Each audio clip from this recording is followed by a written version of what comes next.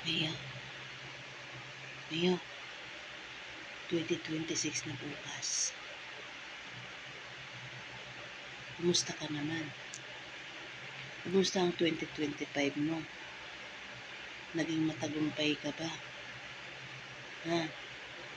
Napakaiyakin mo pa naman. Sa lahat ng pusa, ikaw itong iyakin. Sana sa 2026, huwag ka na umiyak, ha? Iyakin ka eh. Diba? Iyakin ka eh. Oo. Di mo ba alam yun? Ha? Ipaganyan-ganyan ka pa.